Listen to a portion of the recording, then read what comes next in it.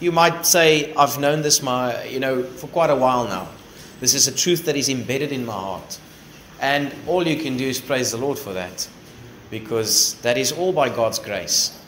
But I'm fearful that oftentimes I speak to people and they might seem to have all the right answers, but yet there is something missing. And it is not just a small thing that will affect their Christian joy maybe, or maybe affect their Christian walk.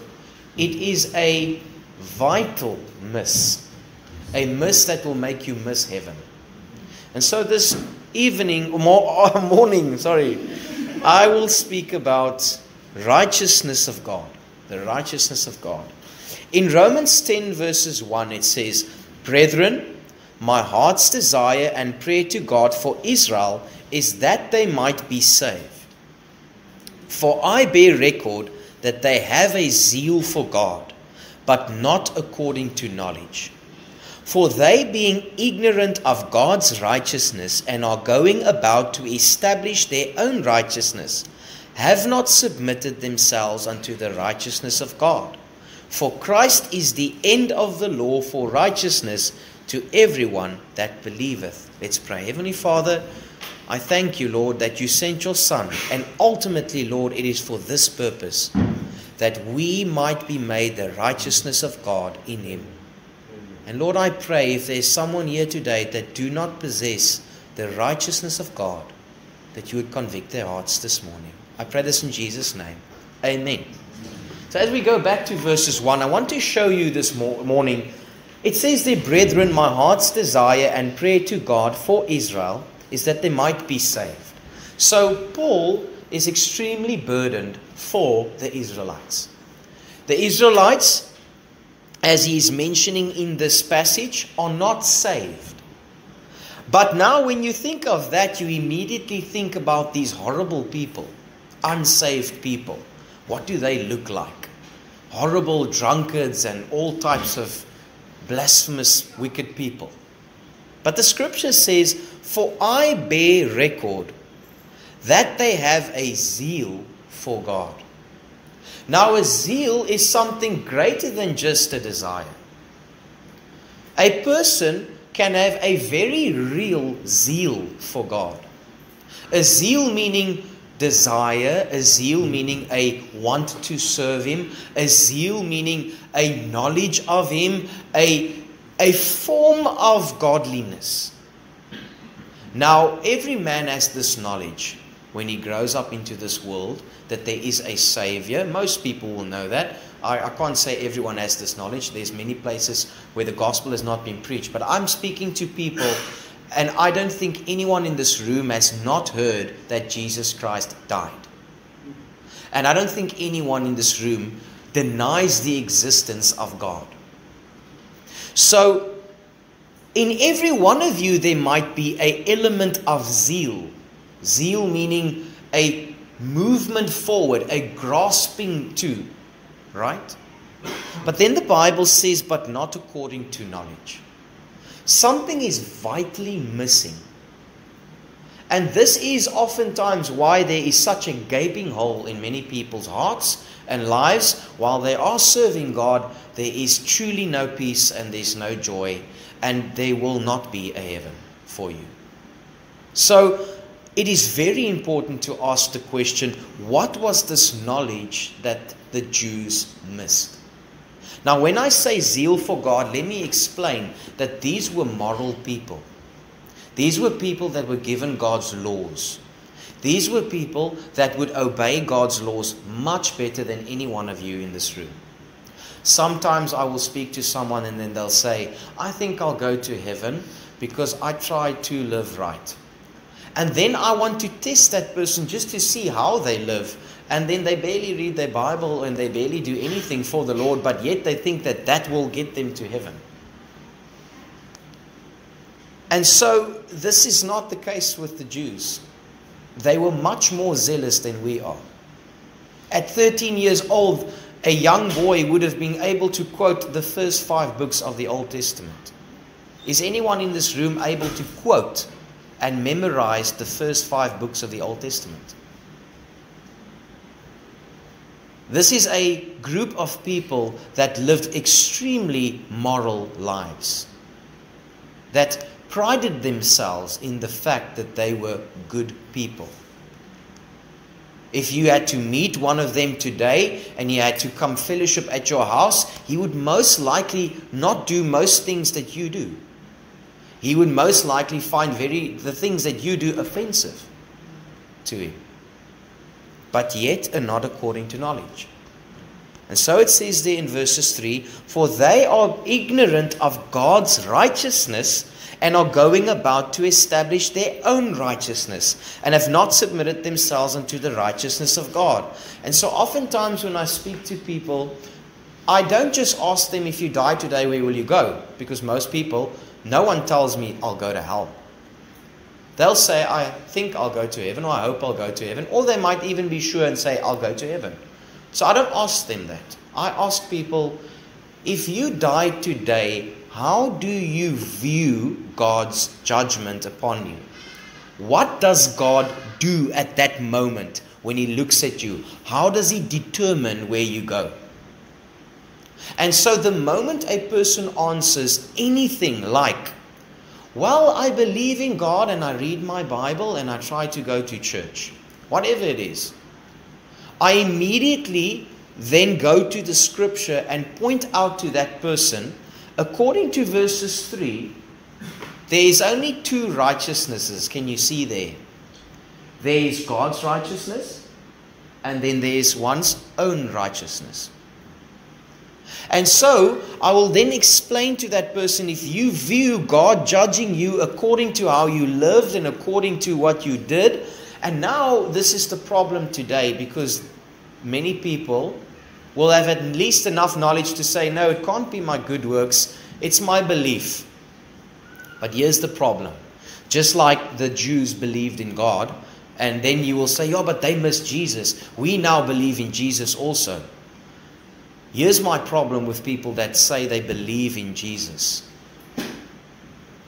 I want you to distinguish between a head knowledge and a heart knowledge, because many people, when they say they believe in Jesus, it is almost as if believing in Jesus was just the gate to allow them to be able to get to heaven if they live right. Do you get that? That's very important. Many people see Jesus as, He is the one that makes it possible for me to go to heaven if I live right. And it's so fine. It is like this. This is how many people will miss heaven. Like this. Because somehow that person is mixing some decision that they've made. Maybe they made a decision at 12 or 15 and gave their hearts to Jesus, and they are trying to live a good life, and they are looking at that, and in essence, when they look at God judging them, they see the following. God will look at their lives and make the verdict then. And if that's the case, then you are trusting in your own righteousness. So then when I explain further, I will ask that person, so now let me ask you this. Now that you understand that there's one's own righteousness and then there is God's righteousness, do you possess God's righteousness? So if you died, are you just as righteous as God is righteous? Because if you are just as righteous as God, where can you go other than heaven, right? Is there a person in hell that is just as righteous as God? No. And so I ask that person, do you have God's righteousness? And then usually if a person is honest, they will say, I don't possess God's righteousness. And so it says, therefore Christ is the end of the law for righteousness to everyone that believeth. So we have God, we have given God's law. God's law says, thou shalt not steal, thou shalt not kill, thou shalt not commit adultery. And then often I'll ask that person, well, have you stolen? Have you said a lie? Have you committed adultery? Have you committed fornication? Then in essence, you are telling me that you're a liar, you're a fornicator, you're a blasphemer. You are by no sense of the law a good person. And you need a righteousness that is completely external from you, imputed upon you. in Romans chapter 10 verses 10. It says, "For with the heart man believeth unto righteousness, and with the mouth confession is made unto salvation." Do you see that word, unto righteousness? This is part of what repentance is. If I am focused, or I'm looking at my mother and I'm speaking to my mother, but I now want to turn around and I want to speak to AQ. In the process of turning to AQ, I must also turn my back on my mother. And when a person believes unto righteousness, you are simultaneously rejecting your own righteousness. You are simultaneously saying, I don't possess any form of goodness to save myself. And I'm turning to God's righteousness. So now this is not foreign to many, but maybe for you, and you hear this statement, and the statement feels to you like, whoa, this is a strange statement. When you die and stand before God, you must be just as blameless and just as good as God. Otherwise, you can't go to heaven. And so the only way you can be just as good as God is as when He imputes His righteousness upon you. So the Bible says there in Romans 4, "What shall we say then that Abraham our father as pertaining to the flesh has found?" Yeah, I would appreciate if you go there. Turn there. Romans 4.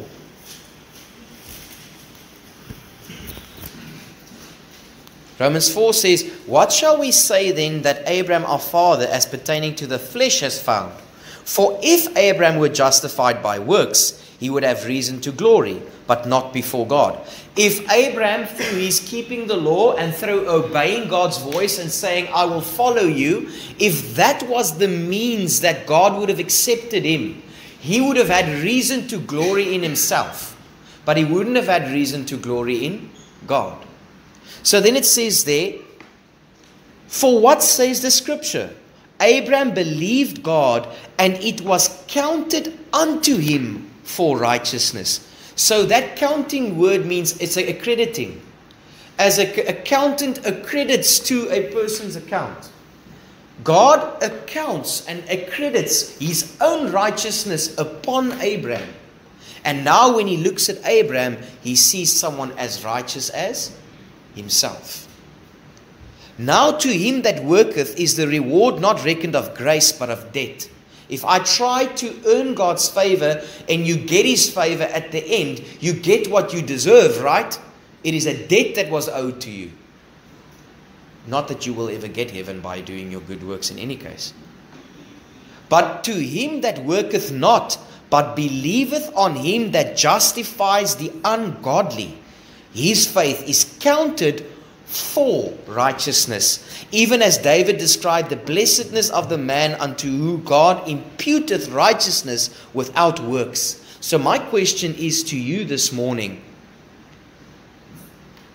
has God justified you, the ungodly?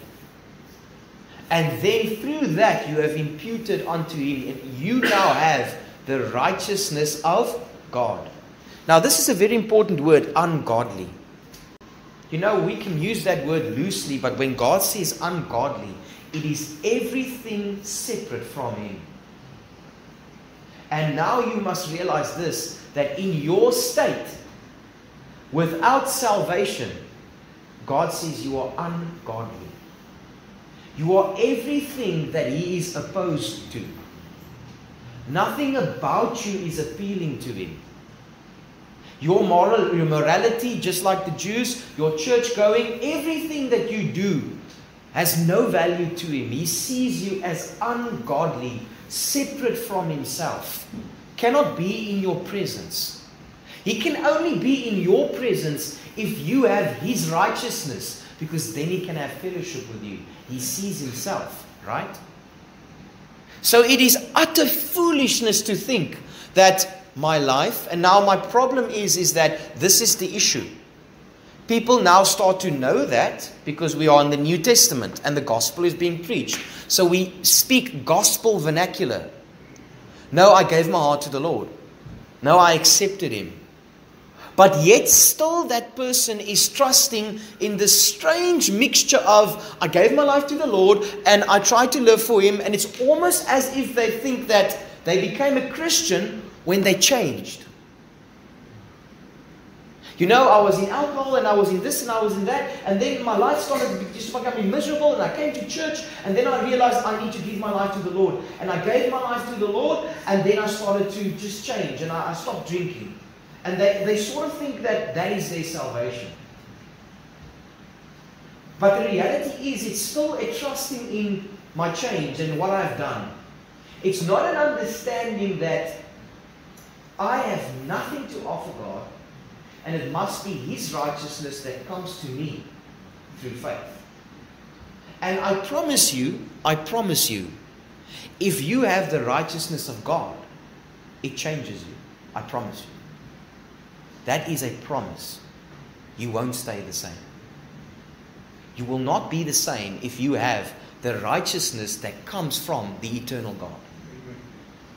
And so now the Bible says in 2 Corinthians 5:21, for He hath made Him to be sin for us, who knew no sin, that we might be made the righteousness of God in Him.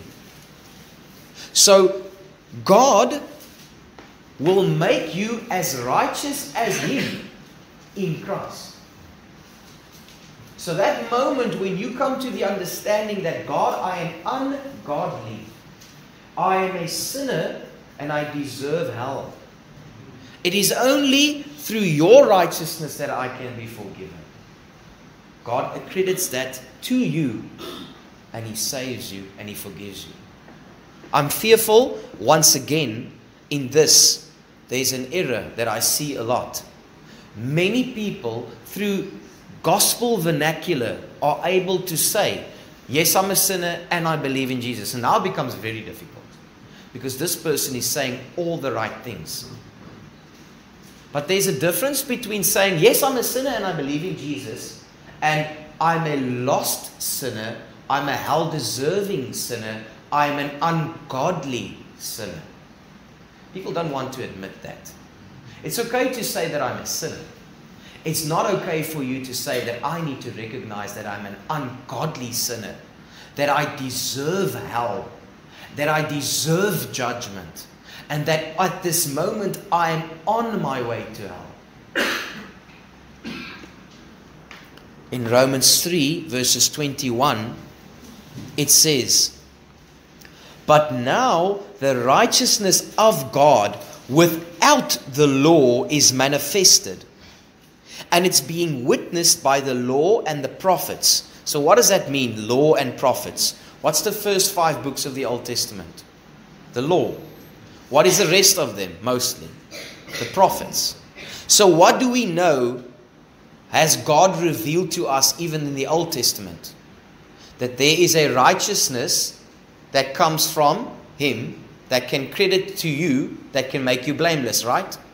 And who was an example of that? Abraham, David. If you read Romans, you will see. Abraham believed God, and it was accounted unto him for righteousness. What does it say in Romans 4? When we see David. David says, even as David describes the blessedness of the man unto whom God imputeth righteousness without works, saying, blessed are those whose iniquities are forgiven and whose sins are covered. Blessed is the man to whom the Lord will not impute sin. So in verses 22 it says in chapter 3 of Romans, even the righteousness of God which is by faith of Jesus Christ unto all and upon all them that believe, for there's no difference. For all have sinned and come short of the glory of God, being justified freely by His grace through the redemption that is in Christ Jesus. So I'll ask a person, are you justified freely? Have you been justified freely? Have you received the righteousness of Christ freely? Now here's another error. Often people will say, I believe. And the Bible says all I need to do is believe. And so therefore, surely I must have this. But there once again is a difference between I believe the full gospel or part of it. Many people, if I ask them today, do you believe that Jesus died on the cross for our sins, and do you believe in God? They will say, yes. But then I ask them, is that the gospel? Is that all of the gospel? Are you now saved? Because if I believe half of something, I'm not forgiven if I believe half of something, right? Because what is the first half that no one gets told? That before you can truly savingly believe, you must come to the understanding that you are ungodly, a sinner, deserving of hell. And if I go to the scriptures, I can quickly go now, I don't have it in my notes, but I can just tell you where it is. In Ephesians 2, it says we were the children of wrath. Means I'm the child of God's judgment. Then it says the children of disobedience, and we were led of our father, the earthly father, right? In John, Jesus says you are of your father the devil, and you were a liar he was a liar and a murderer from the beginning, right? Then it says in Romans, justifies the ungodly. Then it goes in other places and says you were alienated and enemies in your mind. So if I bring that all together, if a person says to me, I believe, then I want to know from him, when did you understand that you are ungodly, the enemy of God, a child of his wrath, the child of the devil? Do you see how that list goes on? Deserving of hell, deserving of judgment. Now this is where men's pride kicks in. Because if I've been moral, I don't want to admit that I'm ungodly, the child of the devil, son of perdition. I'm all these things. But the reality is you can never receive God's righteousness until you come to that realization. And that realization, the Holy Spirit and God works in your heart. The Bible says in Romans 3 verses 19, now we know that whatsoever things the law saith, it saith to them who are under the law, so that every mouth may be stopped and all the world may become guilty. So before I ask someone, when did you get saved? I ask them, when was your mouth stopped and when did you become guilty? Because that will be the same day you get saved, right? You can't get saved, but your mouth has not been stopped and you're not become guilty. So I can just as well ask the person, tell me, when was your mouth stopped and when did you become guilty before God? No, that didn't really happen. I've always been. No. You have not always been a Christian. If you have always been something, you have always been the enemy of God, ungodly, the child of the devil, and on your way to hell. That's what you've always been. If you've been a Christian, it's been because you've been saved. It's because you've been made the child of God. So as many as received me, to them I gave the power to become the sons of God, even to them that believe upon my name, who were born not of blood, not of the will of the flesh, or the will of man, but of God. John 3:3 says, for very, very, I say unto thee, except a man be born again. John 1:12 says, 3:13 says, who were born of God. Ephesians says, you were by nature the children of wrath, even as others. Which means that my first birth, my natural nature, is the child of God's wrath. But through my second birth and my new birth, because God imputes His righteousness upon me, I am now saved and forgiven. So as we pray, I want to ask you this. There is a counseling and prayer room. And if there's someone already occupied there, there's a greater counseling and prayer room. And that is the counseling and prayer room of the living God. I cannot save you in that room. But the Lord Jesus Christ can. And I want to ask you this. I don't want to ask you, do you believe in Jesus? Because no one in this room is going to say no. I don't want to ask you, are you a Christian? I don't want to ask you the standard questions that everyone asks and they say, okay, great, you can become a member of our church. No, I want to ask you this. Do you have the righteousness of God? If you died now, will God see you as absolutely pure and blameless? You say, no, but that's impossible. It is possible. It must be possible. You must be blameless on Judgment Day, otherwise you can't go to heaven. If you look at Ephesians 5 speaks about the man and the wife, and then eventually it turns into the church. And the Bible says that he might present it to himself a church without spot and without blemish.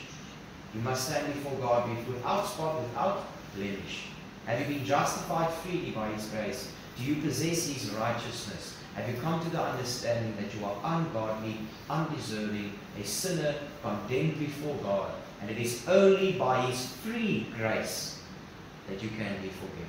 Only by His free merit, free righteousness, no payment. You can't come and buy this.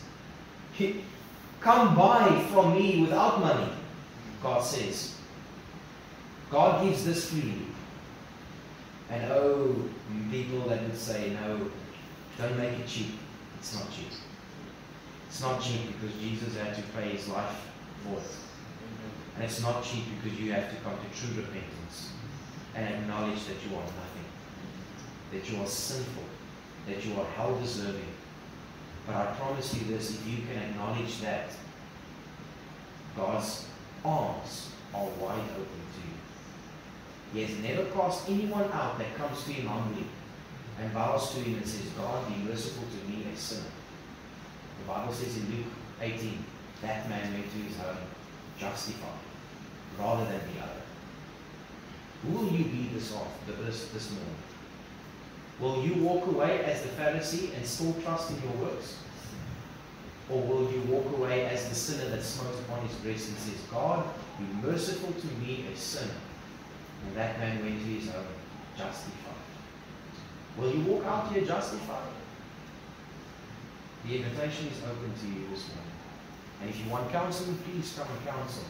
But most importantly, run to the Lord. And here's an appeal to you. You may have been heard this many times. But maybe it's never truly sunk into your heart. Don't let the fact that you're a church member, or don't let the fact that people think you're a Christian, cause you to one day stand before God, be rejected, and then burn in an eternal hell because you were too afraid of what people will think of you. That would be the most incredible failure, or whatever you can call it. You will regret that for all eternity. Let's pray.